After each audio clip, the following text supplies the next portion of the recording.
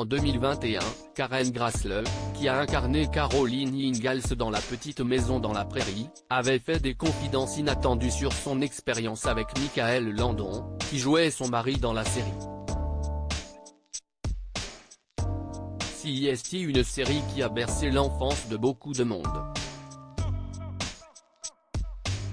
En 1974, les fans du petit écran découvraient La Petite Maison dans la Prairie, une fiction qui relate le quotidien de la famille Ingalls dans un village situé dans le Minnesota. Elle suit également le parcours de Laura Ingalls, l'héroïne, depuis son arrivée dans le village jusqu'à sa vie de mère de famille et d'institutrice.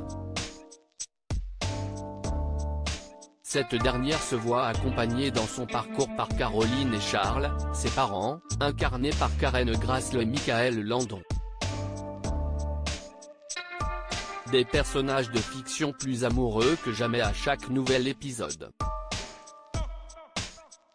Malheureusement, le quotidien de ceux qui incarnaient les parents de la famille Ingalls n'était pas similaire à ceux de leurs personnages. En réalité, les deux acteurs ne pouvaient pas se supporter.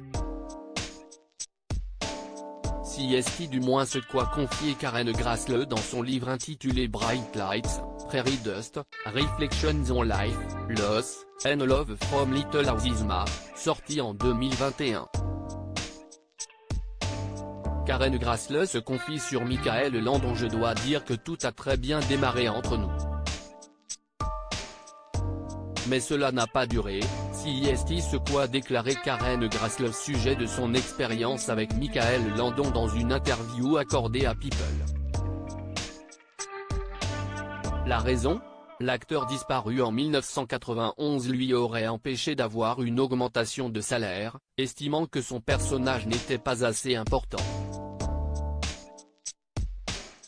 Il lui aurait, ensuite, mis la pression pour qu'elle démissionne. En privé, Mike a commencé à faire pression sur moi pour me faire céder. Il me disait que la production avait réalisé des sondages et que le personnage de Caroline n'était pas assez aimé des fans, a-t-elle précisé auprès de nos confrères. S'ajoutent à cela des comportements qu'elle juge sexistes et grossiers lors de certains tournages. Le pire était son langage grossier lors de nos scènes en tête-à-tête, filmées dans la chambre. J'aimais jouer ces séquences intimistes où nos personnages parlaient de leur famille. Mais il a commencé à raconter des blagues salaces pendant que nous étions assis dans le lit, a-t-elle confié, avant d'ajouter: je ne pouvais pas m'échapper, j'étais coincé dans ce lit, dans cette toute petite pièce, entouré d'hommes, et avec la lumière pointée sur nous deux.